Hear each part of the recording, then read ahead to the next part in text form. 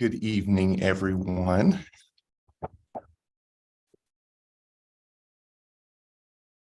It looks like we have a quorum except for Council Member Rary. Has anybody heard if she was planning on being delayed?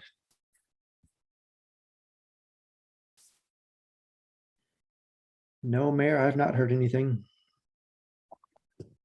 Okay, since we have a quorum and we will be going right into public comment, we can call this to order pursuant to section 54956 of the California Government Code. A special meeting of the City Council is hereby called for October 25th, 2022 at 5:30 p.m. We do have a quorum. And could I get a roll call vote, please? Councilmember Mendoza.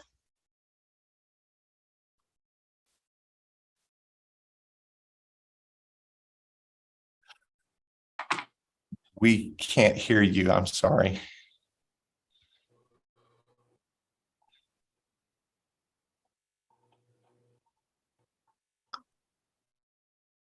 I'll move on and come back to Councilmember Mendoza. Councilmember Meyer. Here. Vice Mayor Rodriguez. Here. Mayor Bryant. Here. Here. And we'll just wait for Councilmember Mendoza.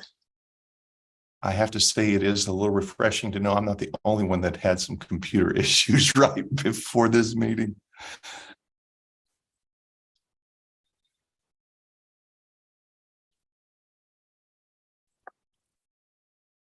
I'm here. You hear There that? she is. Yes. I'll leave you guys on my phone. Okay, we do have a quorum. So at this time, we will open public comments and I will turn it to you, Margaret. At this time, the public is permitted to address the City Council on items that are on the closed session agenda. I received no written public comments on this item prior to the meeting. If you wish to speak under public comment, please raise your hand using the Zoom feature. I'll call your name if provided and unmute you to speak. Remarks are limited to 3 minutes per person and your microphone will be muted after the timer has expired. While we encourage your comments, state law prevents the City Council from discussing items that are not on their meeting agenda, and if appropriate, staff will follow up on them. I do have one hand raised. I'll go ahead and share my timer screen.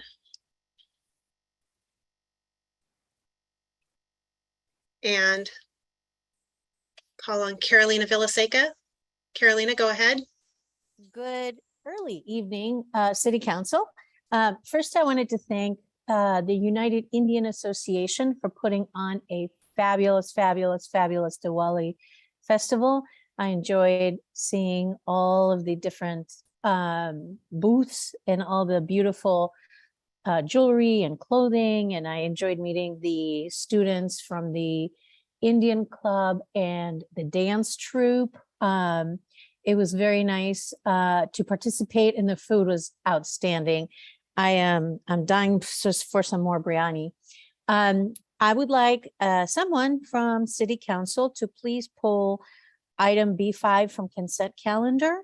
I don't know about everyone else. I would prefer more meetings, but shorter meetings instead of the marathon sessions that last until 1 in the morning. I mean, I can do that because I get stuff done. You know, well, the one time I baked 2 cakes and did 3 loads of laundry when we had Bridal Gate and it went until 1:30, which is wonderful, but I don't enjoy doing that on a regular basis. I'm sure the council members don't either. And also B9, I'd like to know if that will add an improvement to the guest COB Wi-Fi downtown. When I go out with my husband, we like to stay in Brentwood and we like to enjoy the different restaurants, and we frequent downtown because there's live music at Coco Wine Bar on Saturdays, and it's so difficult to get a signal when we're downtown. You can log on onto COB guest, but then you don't get any bars. So yeah, those are the 2 I'd like to pull. And that is my public comments for today. Thank you.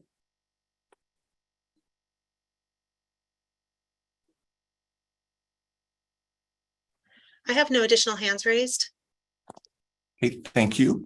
At this time, we will close public comment.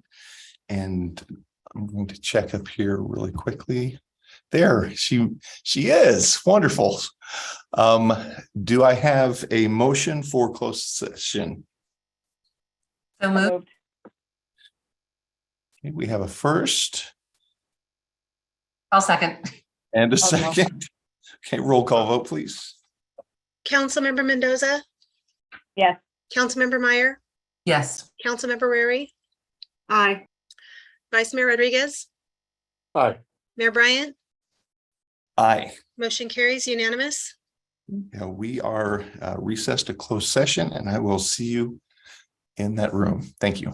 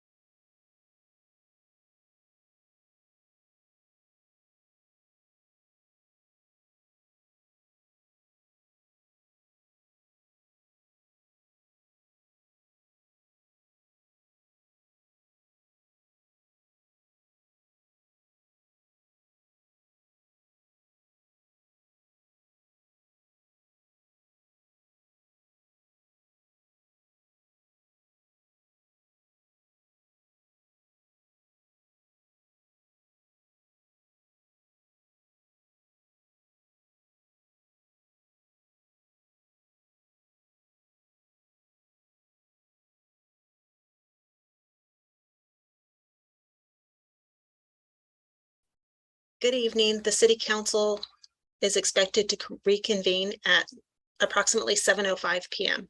Thank you.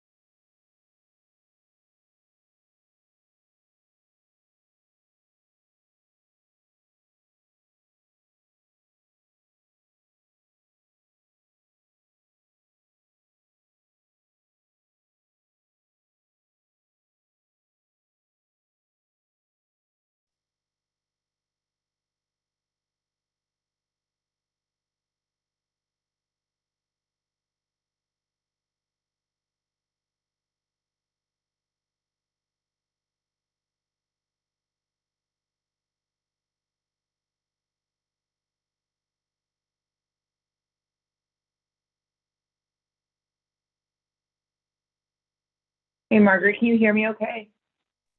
Yes, I can hear you okay. Thank you. My computer's not working, so I had to call in. Thank you. Goodness, you're welcome.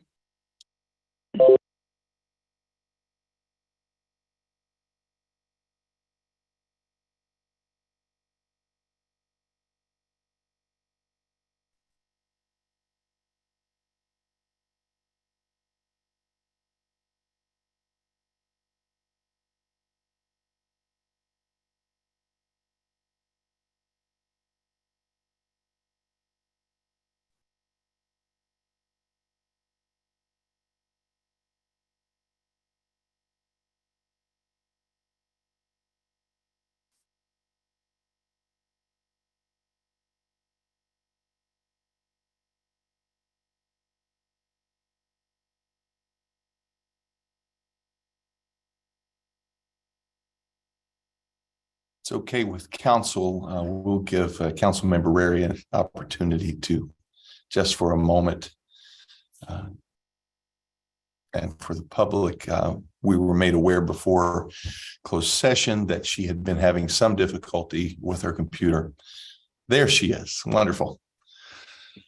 So at this time, we will report out of closed session and we will reconvene the October 25th, 2022 City Council Successor Agency BIFA meeting at 7:06.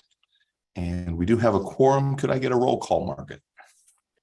Councilmember Mendoza, Here. Councilmember Meyer, Here. Councilmember Rary, Here. Vice Mayor Rodriguez, Here. Mayor Bryant. Here. If you could join with me in the Pledge of Allegiance. I pledge allegiance to the flag of the United States of America and to the republic for which it stands, one nation, under God, indivisible, with liberty and justice for all. There is nothing to report out of closed session at this time. At this time, I will open public comments. I'll turn it to you, Margaret. At this time, the public is permitted to address the City Council, Successor Agency, and BIFA boards on items that are not on the agenda, items listed under presentations, informational reports, or on the consent calendar. Request for future agenda items, new request. Please save your comments for any other items that are on the agenda for that part of the meeting when you have the opportunity to provide them. I received no written public comments that were submitted prior to the meeting.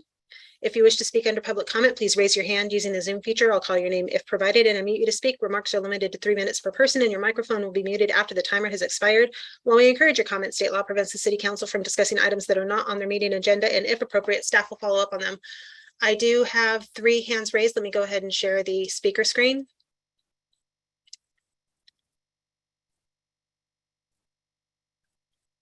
And I'll start with Carolina Villaseca. Carolina, go ahead. Hi, sorry about before. I misread the agenda. The agenda said 5:30, so I jumped on at 5:30. But anyways, what I wanted to actually talk about this time, since I already talked last time, is about the Dia de los Muertos celebration of life coming up on October 30th from 4 p.m. to 10 p.m. It's at Azúcar on Brentwood Boulevard, and there look to be some really amazing events happening, and it's going to be very colorful, kind of like the Diwali festival was, but different. So I encourage everyone to go and enjoy, learn about the culture, taste the food, become one with the celebration of life, and learn a new way to honor the ancestors. Thank you.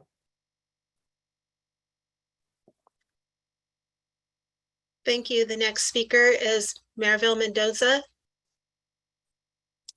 Mariville, go ahead. Sorry, I just got home from soccer practice. But I just wanted to say thank you to Carolina for bringing up Dia de los Muertos and talking about that. And I just want to bring up, Johnny, I know that we had seen each other this past weekend at the event at Los Medanos College. But I do think that maybe you should talk to your staff about removing the Day of the Dead flyer from our table and placing an ODAT sticker.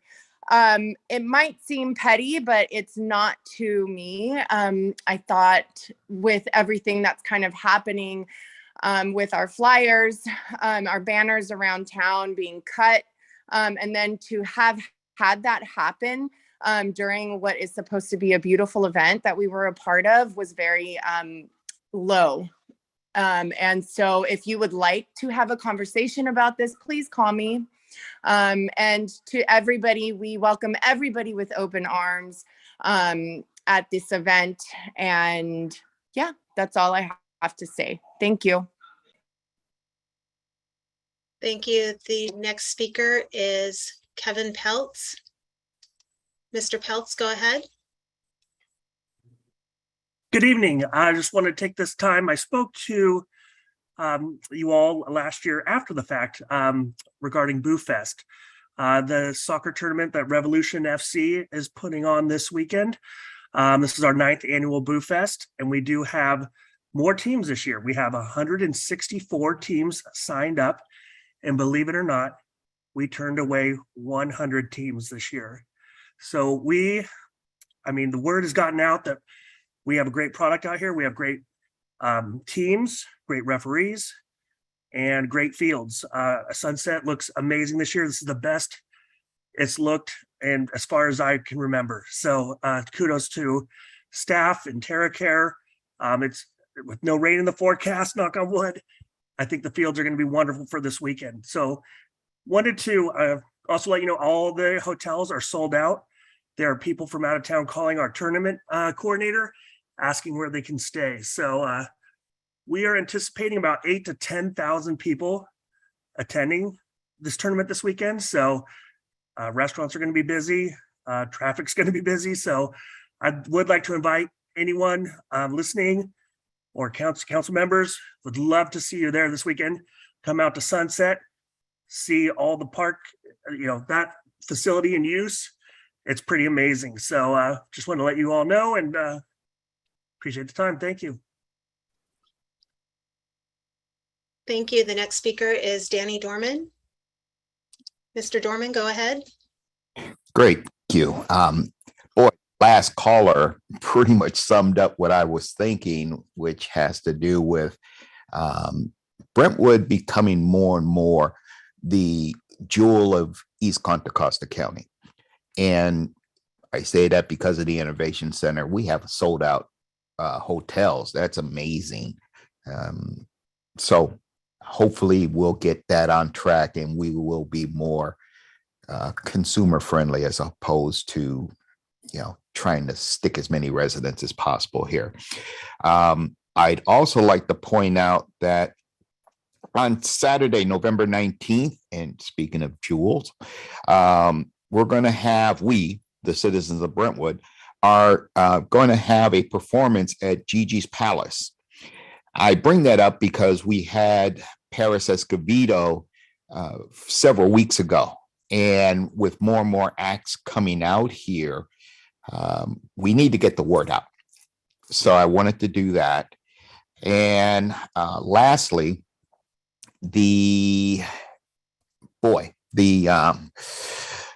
I didn't know, and there's no reason for me to know because I have adult children, that we actually have a youth commission.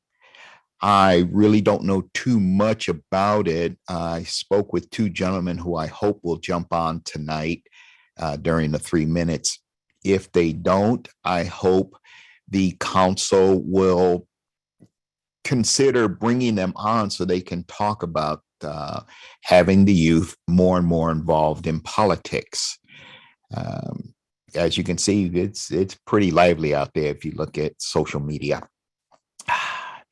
And then lastly, I'm concerned about all the stuff that's on the consent calendar, mostly because it is, from what I understand, the consent calendar groups routine meeting discussion points into a single agenda item.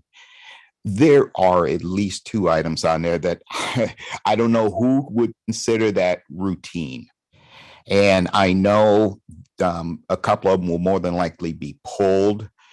And I know this is something that the city manager should be aware of, stuff that is putting consent as opposed to a typical agenda item. And maybe he is aware and he did it anyway. But having it pulled, it really should be treated as their own singular items. And if the $250,000 man doesn't know what routine is, I don't know what to say. Thank you. Thank you. The next speaker is Cynthiana Todor. Cynthiana, go ahead. Hello, good evening. Thank you so much, Margaret, for giving me the opportunity to speak. And thank you, City Council, for your time listening to my public comment. First two items that I'm going to mention are as a resident of Brentwood. So I hope it's not going to be marked on some random spreadsheet that gets published for a city council candidate. I'm mentioning this for our city manager who randomly selects what to put on that spreadsheet. So first of all, I would like to thank our city staff and everyone who was involved to complete the ticket I opened on Brentwood Connect 24/7 app regarding the corner of Sand Creek and O'Hara. It was revitalized. The landscaping there was really poorly maintained or non-existent in some cases. So I really appreciate the attention they put in revitalizing that corner and making it look really nice for all the bypassers, our residents, and possibly, of course, our visitors from out of town. I want to mention in that idea the soccer tournament. I wish good luck for all of our local soccer teams. It sounds like it's going to be an amazing event for our city. Will bring a lot of tax revenue for our local businesses. So I'm very, very excited for it. And, even keeping in mind that the soccer fields down Sand Creek have been financed and fully funded, and they're on their way to be created for future soccer tournaments. And another thing, now as a city council candidate, I want to express my disappointment on the low level of our political campaign for city council seats for District 2.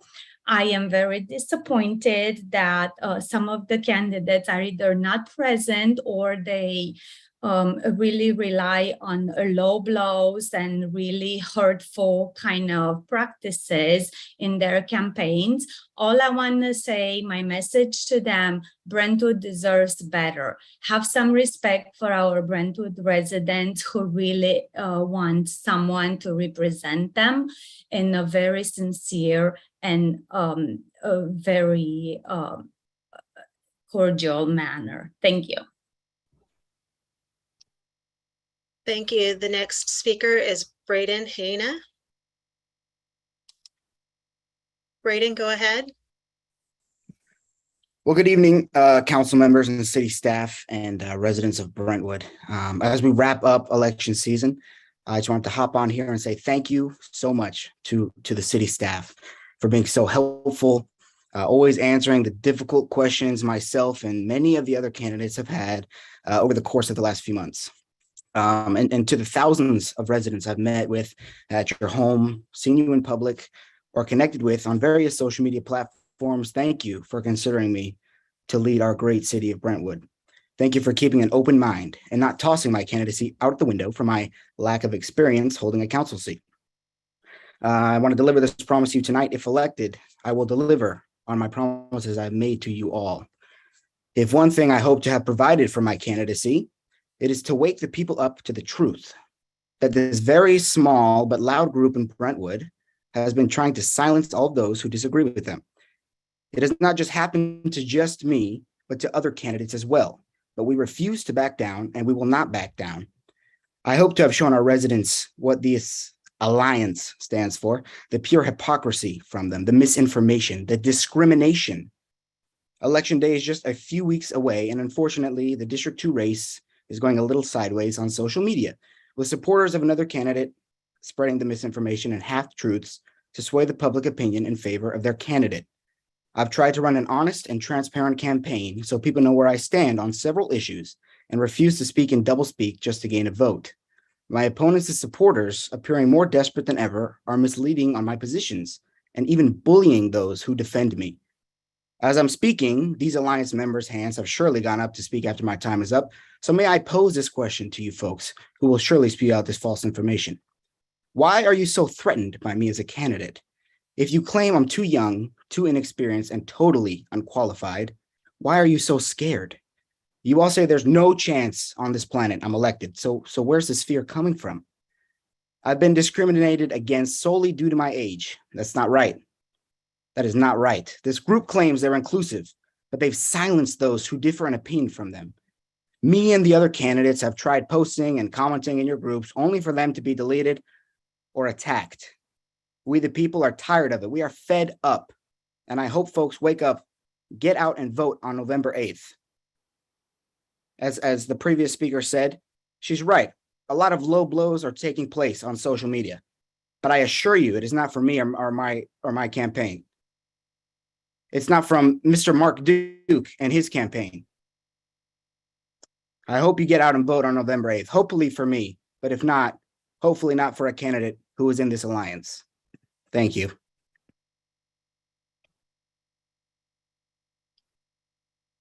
Thank you. I have no additional hands raised. Okay, thank you. At this time, we will close public comments and move into informational reports from council members, committees, liaisons, and staff. And we'll begin with Councilmember Mendoza. Yes, I attended a Cali meeting one couple weeks ago, two Sundays ago. Again, we're still going to fight the state. The state is taking over more and more. You're going to see a proposition for 2024 where they actually want to take our ability to charge impact fees and all of that good stuff, how we make money, and they expect us to tax you, the residents, more via bonds to pay for all of our infrastructure. So keep an eye out for that because, yeah, there is a lot of double speak. I attended the candidate forum at the senior center. I attended a meeting with our new chief of police, Chief Herbert, which was fun to get to meet him. I got some calls while I was away, so I addressed this on Monday. Yeah, the Day of the Dead banners have been cut, and it is a clear cut. I went actually out and found some.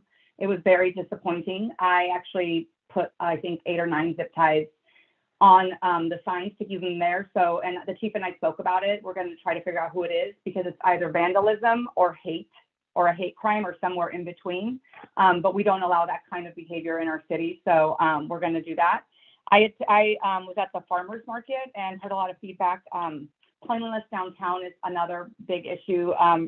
Residents are upset that the sidewalks are dirty, the leaves aren't cleaned up. So we're working with staff to try to resolve that. The interesting thing is someone brought up hotels. Hotels came up. We had a couple here that they were here for a funeral and they're like, we can't find hotels. And so that was their feedback to us that we need more hotels in Brentwood, which was interesting. It's come up before tonight. The other thing is today I attended the Board of Supervisors meeting where they were going to talk about racial equality, and they talked about the embedded white privilege, just the discrimination that goes on in Contra Costa County. So I was excited to see that they're actually addressing it and how can we make it better. They called it white supremacy, and I'm glad that they talked through it. I actually spoke on my behalf. I spoke about my election where I was called derogatory names because I'm a Mexican American. So I'm glad that they're doing this. Anyone who wants to watch, you can watch the conversation on video. I think it's important for all of us to talk about racial equality in Contra Costa County because white supremacy does live here. We're seeing a lot of against our Jewish brothers and sisters, especially in SoCal, but it's here as well. So I encourage everyone to watch it. It was actually tear-jerking, some of the stories. So that's my update. Thank you. Councilmember Meyer. Thank you. Let's say I also met with our new police chief, Herbert, and it was interesting getting to know him. And I attended a different California Alliance of Local Electeds meeting. This was discussion around the misconceptions about affordable housing and homelessness and the causes and home ownership and how actual policies don't support the YIMBY narrative to the extent that that is promoted. And of course, more discussion about the local control steel on the state level. Did attend the candidate forum at the Brentwood Senior Center.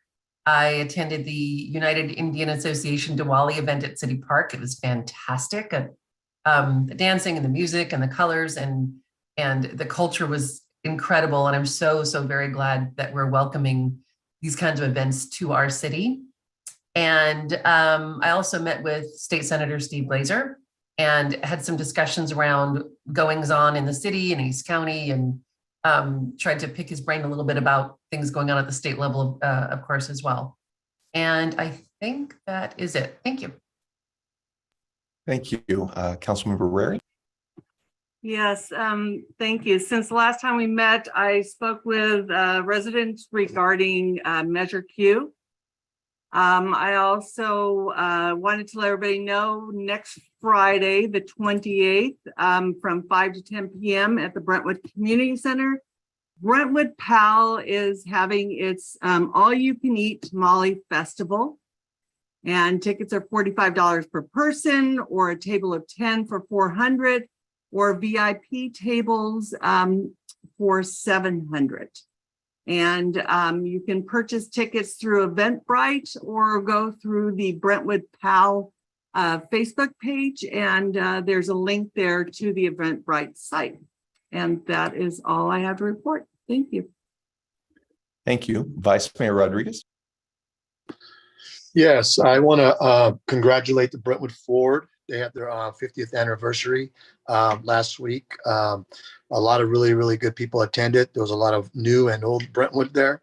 But once again, I'd like to congratulate Brentwood Ford for their 50th anniversary. I also attended a conference there at LMC. Sorry, I don't have the actual language of the name, but it's in regards to the Dreamers students regarding the Latino community. So it was a well put together event. And I just wanted to congratulate them, and they did a wonderful job there at Los Medanos College. Thank you. That's it. Thank you. Since the last time we met, I attended the East Contra Costa Habitat Conservancy Board meeting. I do have some very exciting news to report out from that meeting.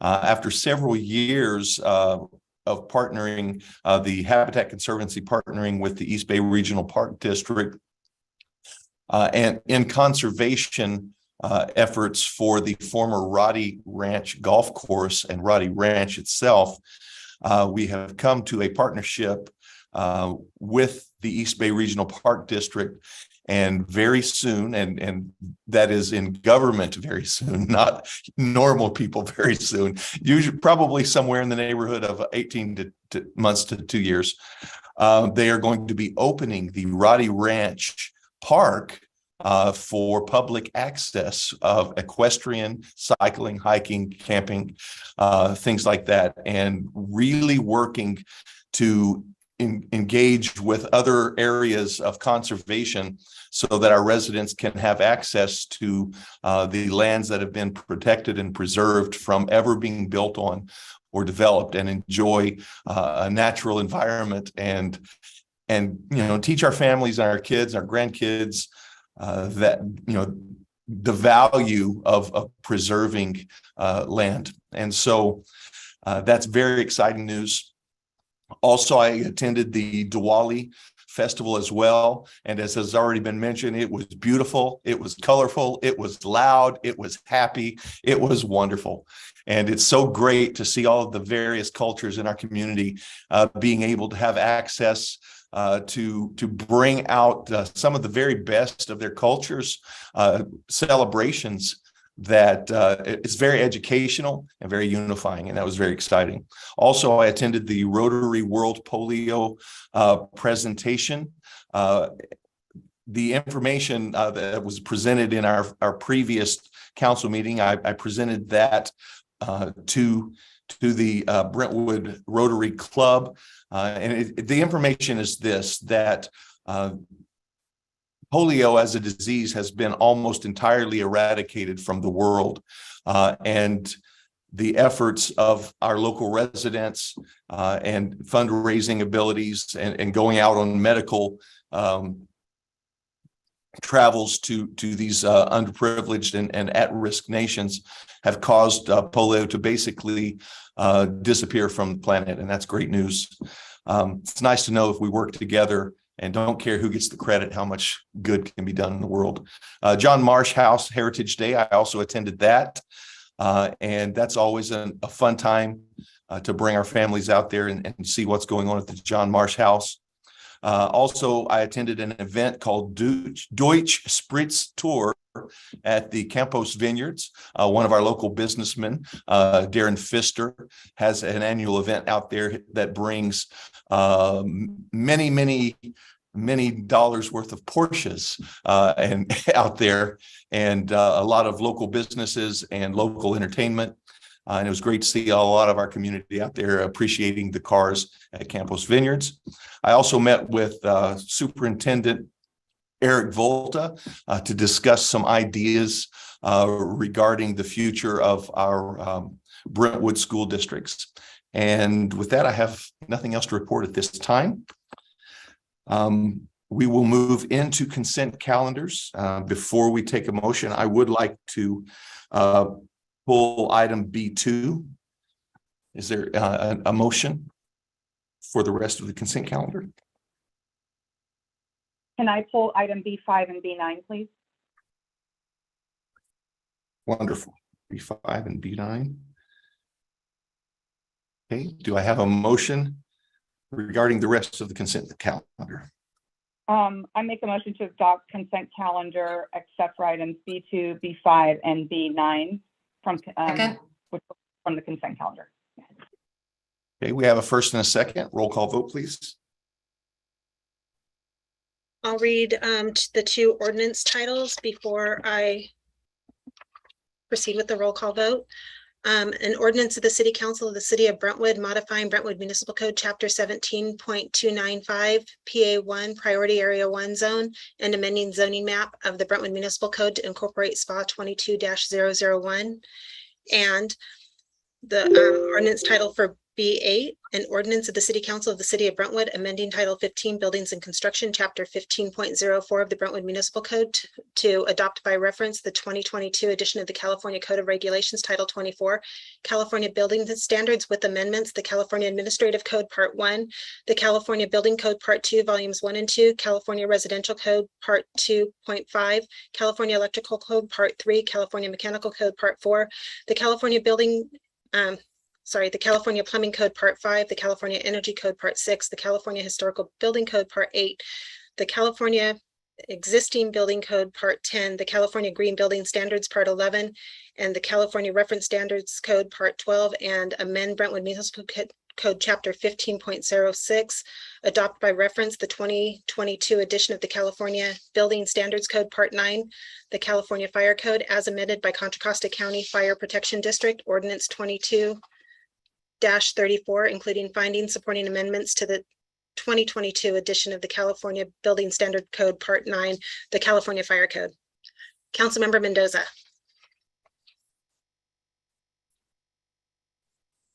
Yes. Councilmember Meyer. Yes. Councilmember Rary. Aye. Vice Mayor Rodriguez. Aye. Mayor Bryant. Aye. Motion carries unanimous. Okay, at this time, I will bring back item B2. It's the proclamation proclaiming November 11th, 2022 as Veterans Day. And this is the proclamation. Whereas for generations, millions of Americans have answered the call to serve, taking the sacred oath to defend and preserve our nation's ideals of liberty and democracy. These patriots represent the best of us. On Veterans Day, we honor their service, dedication, and valor, and are forever grateful for their sacrifice. And whereas there are around 19 million living veterans who served in times of peace and war, many who willingly entered harm's way to fight for our freedoms, their service kept America strong, and they protected our way of life for more than 2 centuries. And whereas on Veterans Day, we honor our nation's veterans who have given so much to protect our freedoms and the freedom of others around the globe, they represent the highest ideals of our country. While we can never fully repay the debt we owe these heroes, we will fully honor their service and provide them the care and support that they deserve. We also salute and show gratitude for all who ensure our armed forces remain strong, united, and unmatched. And now, therefore, be it proclaimed that the City Council of the City of Brentwood recognize November 11th, 2022 as Veterans Day in the City of Brentwood and call upon residents to join in recognition of the contributions and sacrifices made by all of those who have served in the United States military, and encourage all residents to honor and show respect to our veterans for their service dated this 25th day of October 2022. And with that, I move that we approve item B2. Second. We have a first and a second. Roll call vote, please. Councilmember Mendoza, Yes. Councilmember Meyer, Yes. Councilmember Rary, Aye. Vice Mayor Rodriguez, Mayor Bryant,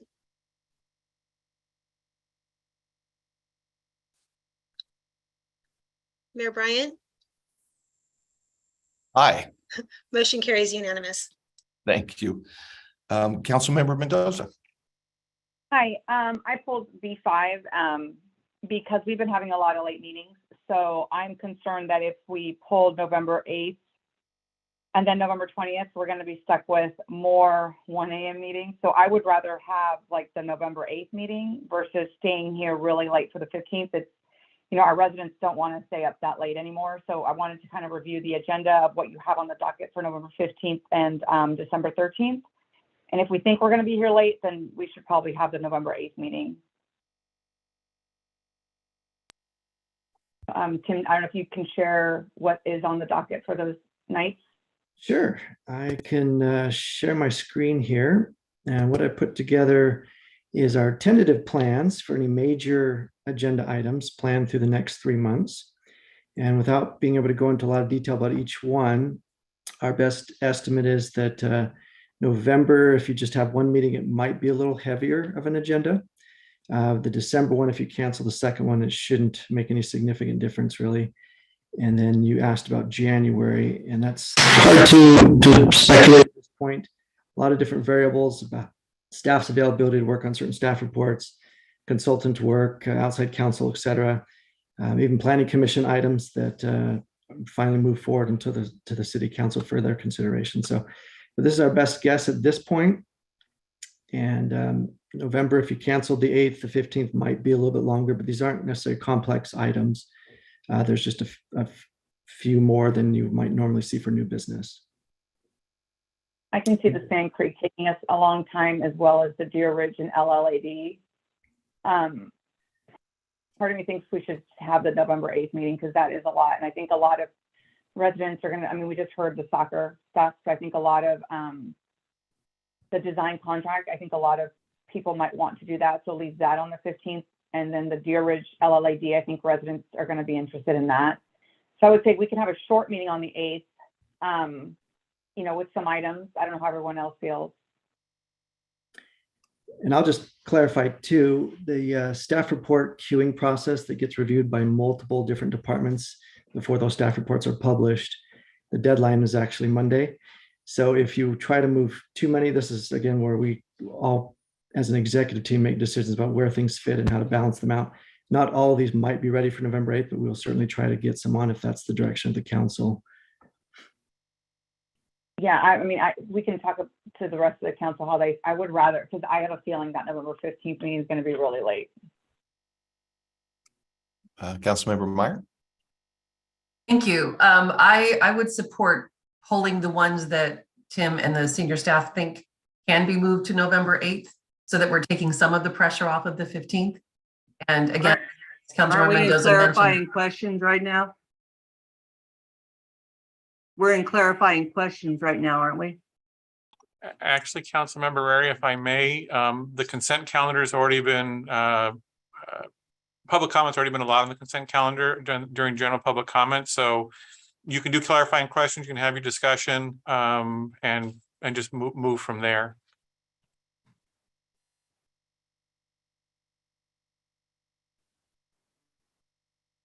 so should I continue or should I stop? Go ahead and continue. If Okay. there were no clarifying questions, we're now in council discussion. Okay, I was figuring it was different because of the consent.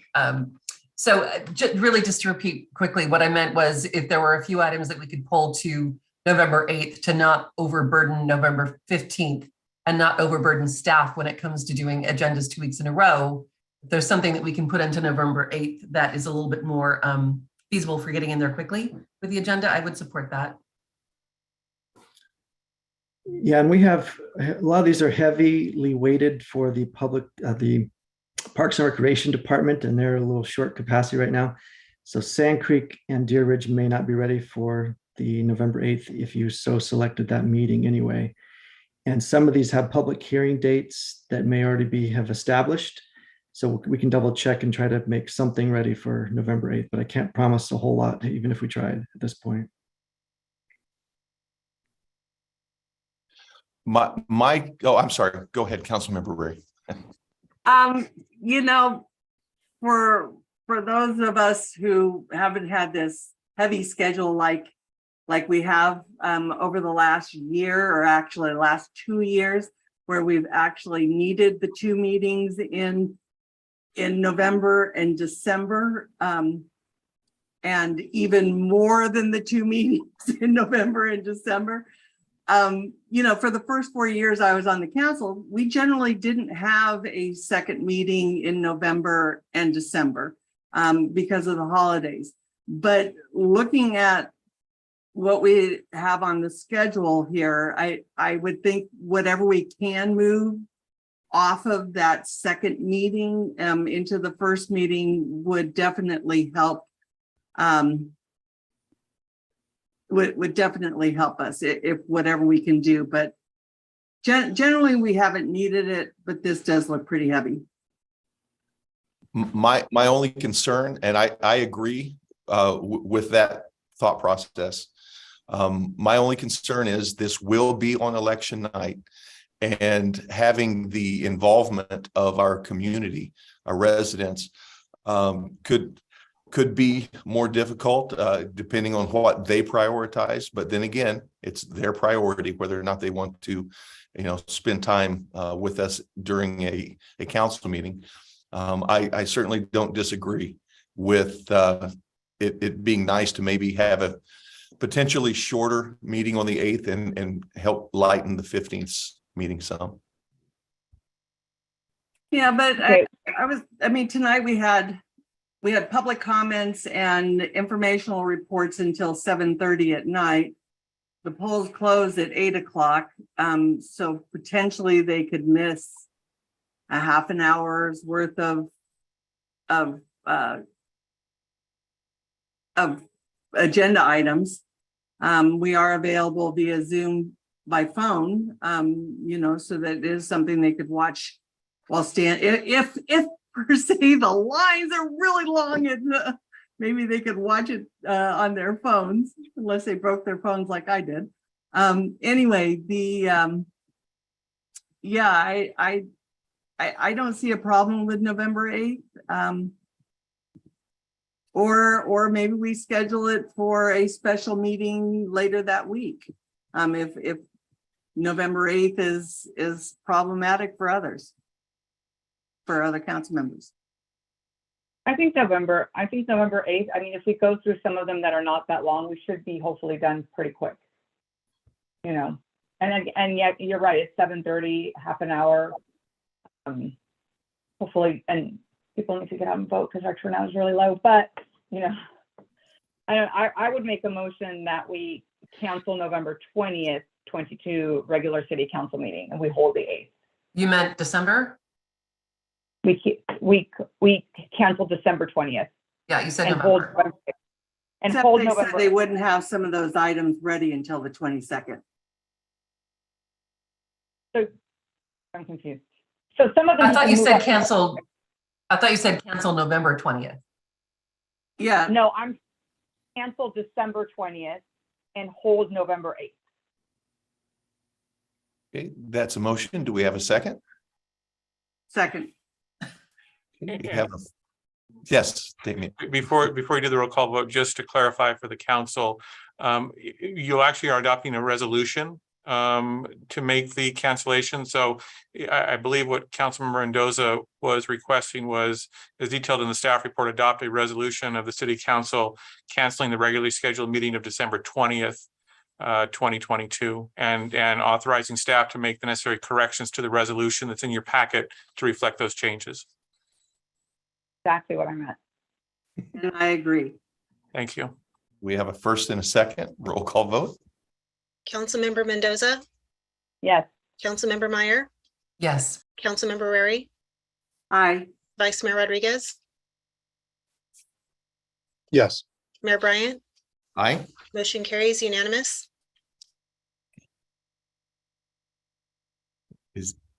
And item B9, Councilmember Mendoza.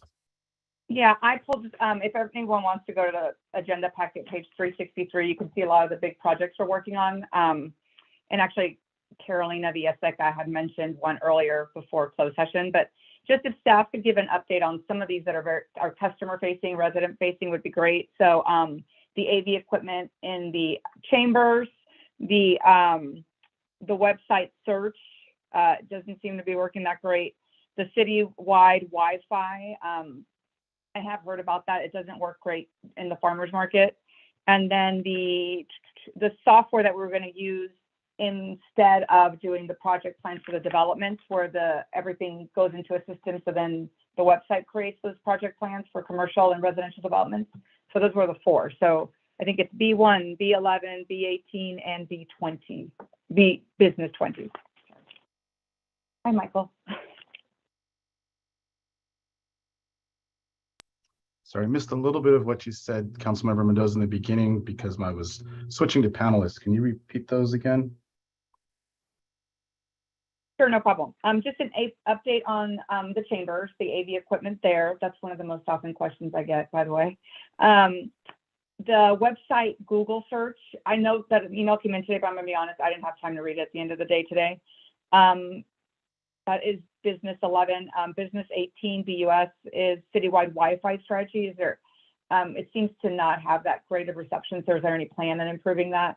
And then that public, I think it's the public counter software, business 20, where all projects were going to go into the system. So whether they're residential, commercial, and then they would be more automated. But along with that, there would be the project page that we would be rebuilding, like how we used to have project pages. So those were the four that, if we could just give an update to the public, that'd be great. Thank you. Sure. Yeah, I'd love to. So let me bring up some pictures for you for the council chamber. Let me see if I can bring those up here.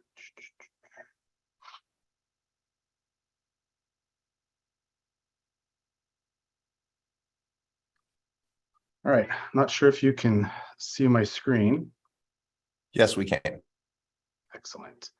So what we have here is the council chamber as it exists right now.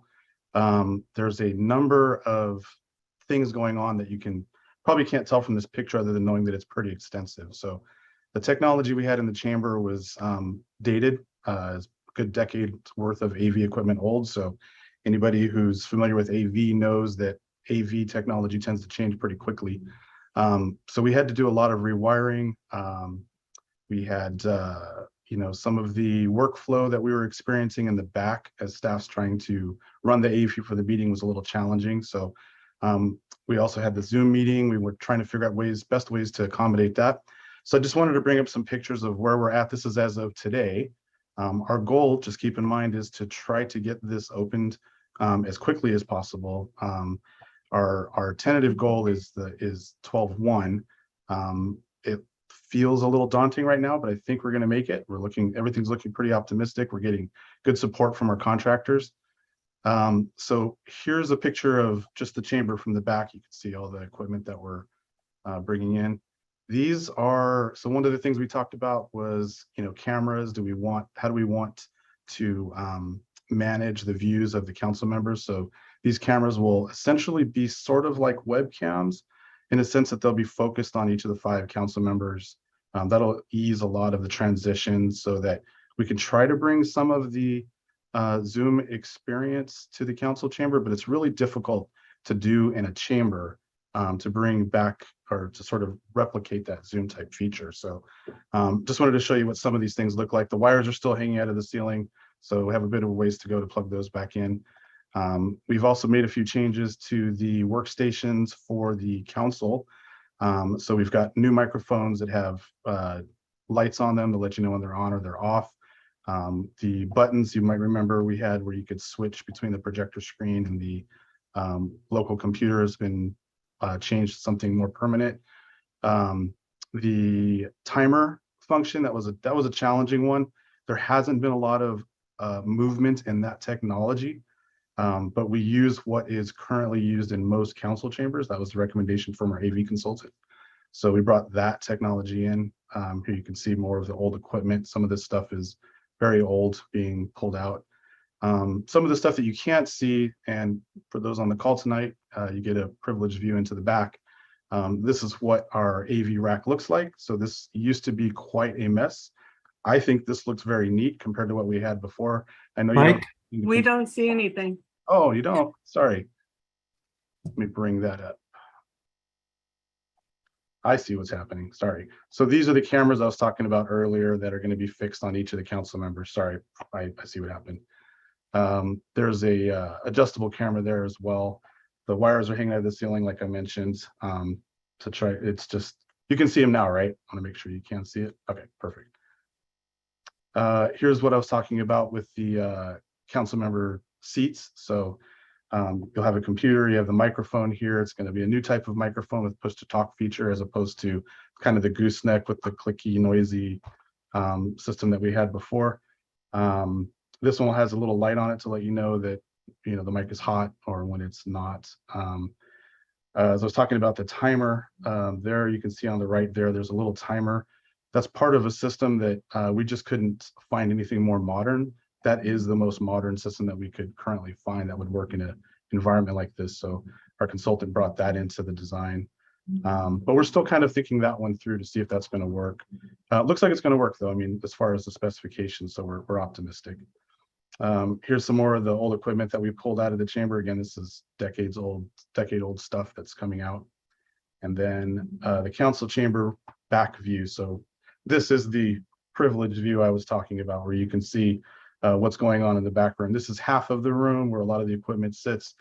We had old standard definition equipment in here before, running on analog, which is, I'm just throwing those words out there for people who are listening who might care about that kind of stuff. But we've switched this over to digital to make it give us more flexibility to scale out and respond to whatever changes we need to make for the chamber.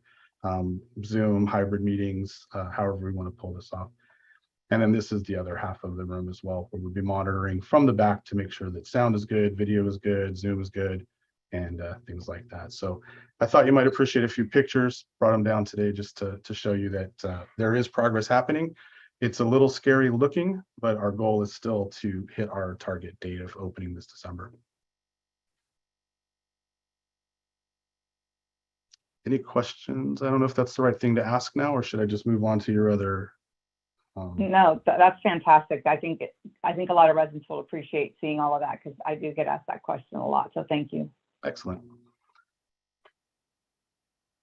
Okay, so on the list, the Google search. So I will elaborate on that a bit. Based on the feedback we got from council last time, what we opted to do was review all the search options that were available to us in the platform that we've migrated our website to. And after looking at how the search features work and the options that were available to us, we decided to bring back the old Google search feature that we had before.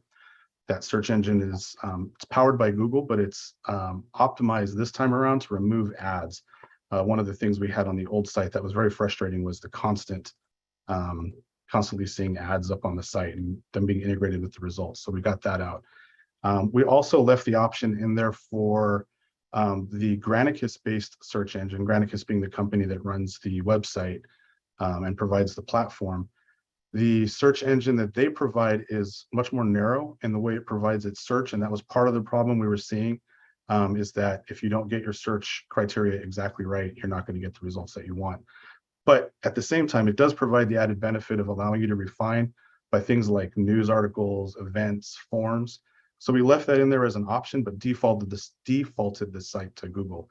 Casts a much broader net, and you're more likely to get results back. So we tested that a few times using some of the examples that were provided during the last time we discussed this, and saw good results. So that's how we address that one. Is that helpful? Yes, thank you so much. Now I can go in there and search instead of searching in Google. So thank you. Yeah, and of course, if we're open to wanting to make changes and improvements. So if we're seeing things aren't working right still, just let us know. We'll definitely see what we can do to refine it. That was one of the goals of the project, was to make sure our platform allows us the ability to tune to the needs that the city identifies. Wi-Fi project. So we do have a CIP project in the books for the future that we'll be beginning pretty soon to review that. We've been looking at what we have now, and we think we see some ways we can improve it, but that is on our future project list. And then project page, I can speak to the project development pages. So I, as staff, has been working with community development to recreate the single page project sheets that were mentioned. But we're also wanting to make sure that we do that in a way that's consistent with the new state law, SB 1214, which restricts the city from posting certain protected documents like architectural plans. Now, as I understand it, the results of the effort of us recreating those are being reviewed and revised as needed to make sure they meet the objectives and comply with the law. That being said, community development continues to update the current page and Excel sheet with all new projects. Once those development pages are approved, we'll be sure to bring those online. Thank you so much, Michael, for those updates. I don't know if anyone else has any questions.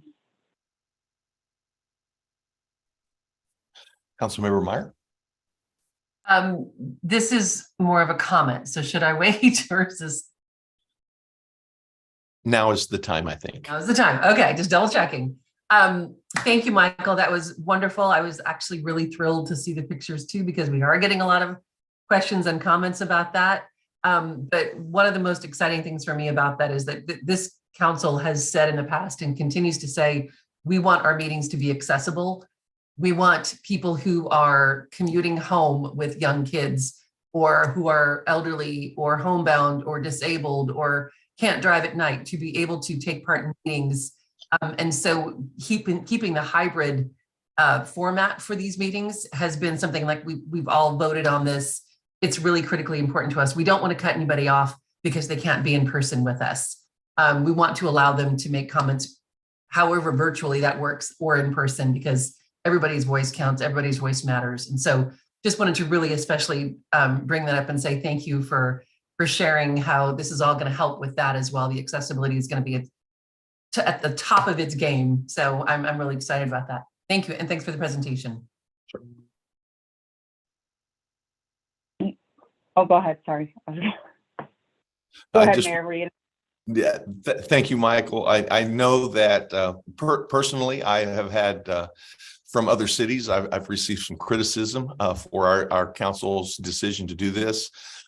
And I know that this is a very new, very difficult transition as far as technologically. I'm so thankful that we have people of your caliber making sure this is happening. And so thank you for the great work. Like has already been said by our other council members, the reason Brentwood, it's better in Brentwood, is because our people are able to tell us what they want and what matters to them. And this is another way to make sure that happens. So thank you very much, Councilmember Mendoza. I do like it when Carolina tells us what she's making for dinner. So she didn't tell us tonight. Right. And I like it that she can double tap. But okay, as detailed in the staff report, adopt a resolution approving the Information Technology Master Plan. Second. We have a first and a second. Roll call vote, please. Councilmember Mendoza? Yes. Councilmember Meyer? Yes. Councilmember Rary? Aye. Vice Mayor Rodriguez? Aye. Mayor Bryant? Aye. Motion carries unanimous. Okay, at this time, we'll move into public hearings. Item C1 pertains to an extension of the urgency ordinance implementing a moratorium on new tobacco smoke shops. And Alexis Morris will introduce the planning manager, Eric Nothenius, who will present the staff report. That sounds fun. Alexis. Folks. Good evening, Honorable Mayor and City Council. Yes, I will be introducing Eric. This is a phase 2 of the urgency ordinance that Council recently adopted on the tobacco moratorium, and Eric will be presenting that for you tonight. Thank you very much.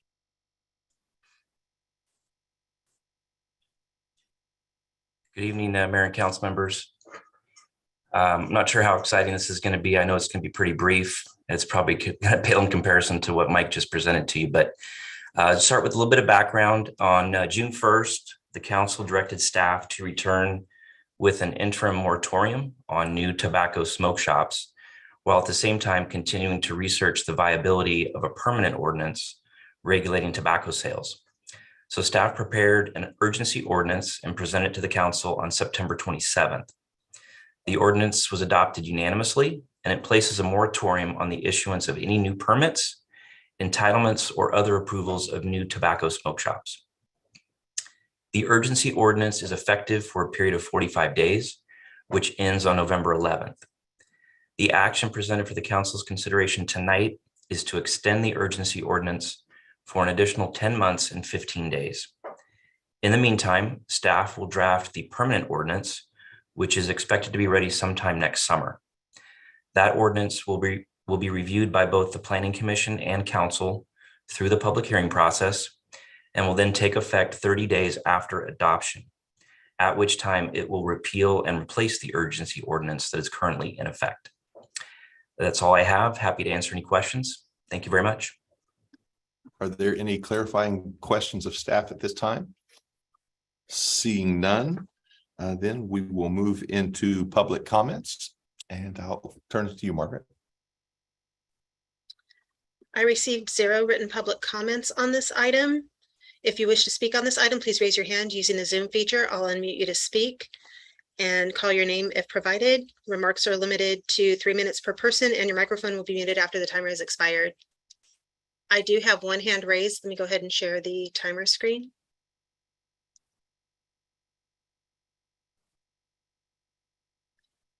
And I'll call on Rod. Rod, go ahead. Yes, thank you. I just want to speak briefly because I've spoken on it before, and I think everybody knows how I feel about this. And I have said before, cigarettes are the only consumer item that you can buy that will kill you if used properly. I don't think that we should ban outright the selling of cigarettes. I suppose people have the right to go out and kill themselves slowly. But I certainly don't see us needing to have a lot of more smoke shops or tobacco shops in the city. There isn't like a huge need. A person wanting cigarettes has no trouble finding them. And as far as the people that own these businesses, I am very sympathetic to business owners in the usual sense. I know that it's hard to make it in this country, and it's hard to run a business. But I have very little sympathy for somebody who sells poison, and especially poison that makes its way into the hands of children. Thank you.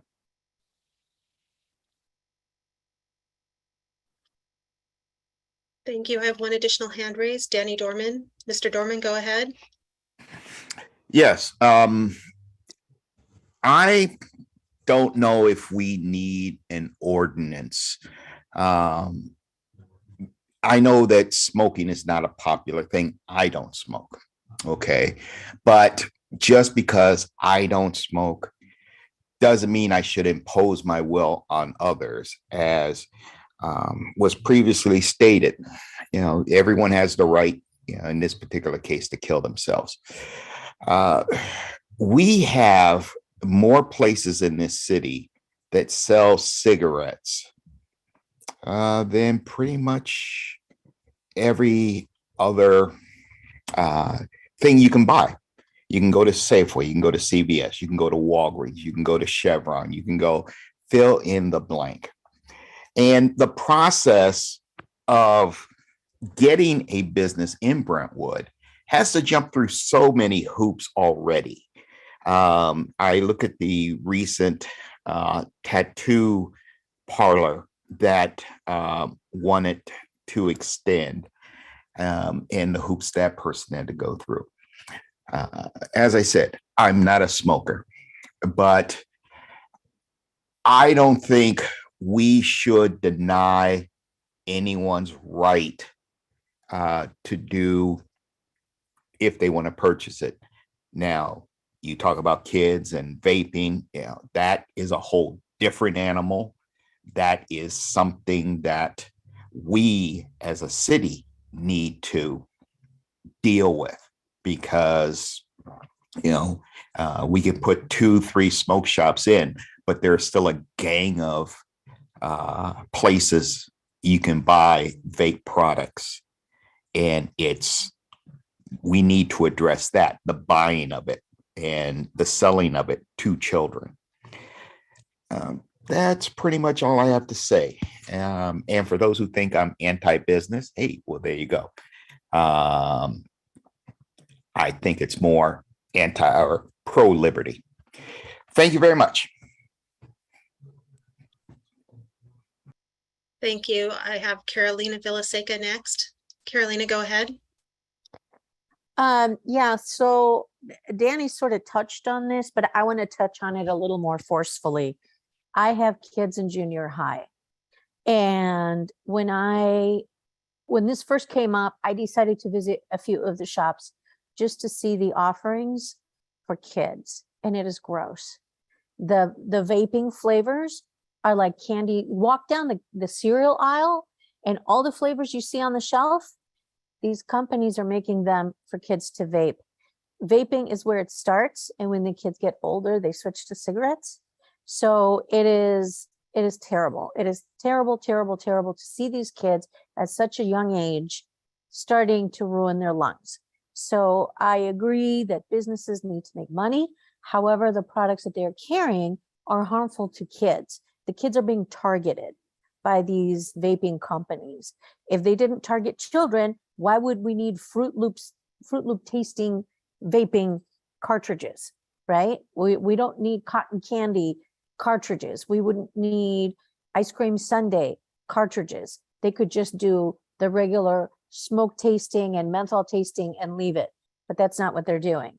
So I agree that we do need a moratorium on this. We don't need any more places for kids to have access to this. I agree with Denny that we need to somehow enforce the stop of the sale to minors, but that's up to the owners of the businesses that carry this inventory. I just don't think we need to make it any more easier for kids to access this product. And as a mom, I'm just no more, no more. Oh, and to answer Councilmember Mendoza's question about what I made for dinner, I cooked some cabbage with carrots and summer squash and Mexican squash, and I added barbecue beef to it. We're trying to eat healthier. Thank you.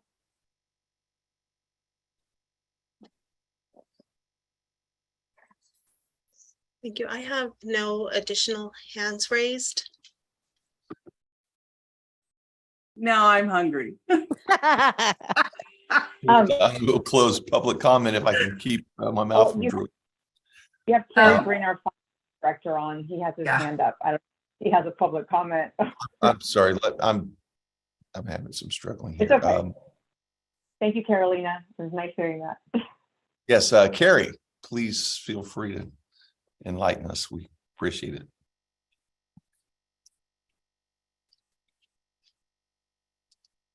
Carrie, did you mean to put your hand up? I think he just put his hand down. Okay. Then at this time, we will close public comment, move into, I'm sorry. Do I have a motion to close the public hearing? So moved. Moved. We have a first and a second. Roll call vote, please. Councilmember Mendoza? Yes. Councilmember Meyer? Yes. Councilmember Rary? Aye. Vice Mayor Rodriguez? Aye. Mayor Bryant? Aye. Motion carries unanimous. Okay. Is there any further council discussion, or do we have a motion on this item? Before we move on that, we're not eliminating it from our town. The businesses that are here are still going to be able to pursue having their businesses here. We're just not allowing new applications for new businesses within our town. And people have said, well, you know, you have these urgency ordinances that you're utilizing. Well, one of the reasons for taking an urgency ordinance on this type of thing is so that you don't get a rush of people come in and pull out applications saying they want to open up a smoke shop before the application or before the actual ordinance can come forward to the council. So that's one of the reasons why there's an urgency ordinance versus just going for a regular ordinance, is to prevent just a bunch of applicants coming in trying to open up during that month and a half to 90 days that it takes to create to create an ordinance to move forward with. And so that's the only thing that I wanted to make a comment. It's that there's a necessity for the urgency ordinance in this case. And the other thing is, this one's an extension. We already did the emergency ordinance. This is just an extension. It's not they're not writing anything new. It's not, you know, all they're doing is putting it on the agenda and extending it. Right, Karen? Sorry, Councilmember Murray. So then, as detailed in the staff report, adopt an extension to urgency ordinance 1046, implementing a moratorium on the approval of any new tobacco smoke shop. Second. Okay, we have a first and a second. Margaret? Before I do the roll call vote, I'll read the title of the ordinance: an urgency ordinance of the City Council of the City of Brentwood extending the interim urgency ordinance, implementing a moratorium on the issuance of any new permit, license, or entitlement for a new tobacco smoke shop in the City of Brentwood, pending completion of a comprehensive review of the city's zoning ordinance and finding the action exempt from CEQA. Councilmember Mendoza. Yes. Councilmember Meyer. Yes. Councilmember Rary. Aye. Vice Mayor Rodriguez. Aye. Mayor Bryant. Aye. Motion carries unanimous. Okay, we'll move into item D, requests for future agenda items. Do you have any new requests for future agenda items at this time? Okay, seeing none. Mayor? Really Yes. quick. I don't know if I have an agenda item. I want to ask Damien first, but I know at the last two meetings, I've been very quiet and patient and also respectful to the process, right? But I was a little bit surprised that agenda item didn't come out in regards to the last couple of meetings pertaining to accusations that have come my way as the vice mayor here in Brentwood.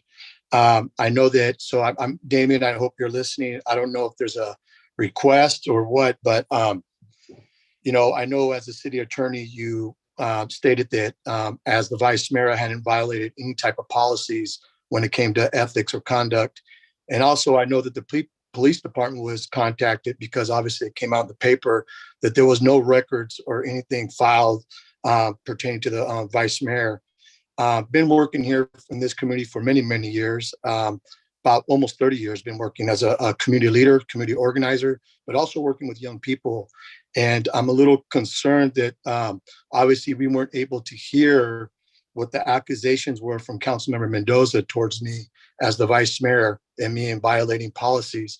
So I don't know, Damien, if there's something I can do to know what those violations were, because honestly, it attacked my integrity, and attacked my my family was asked, and different things like that. So I'm just wondering, is there anything as a vice mayor that I could do to put this out there, or should this just move on? But I just want to make it very clear that there was nothing on record of the vice mayor violating any type of policies or any laws or anything like that.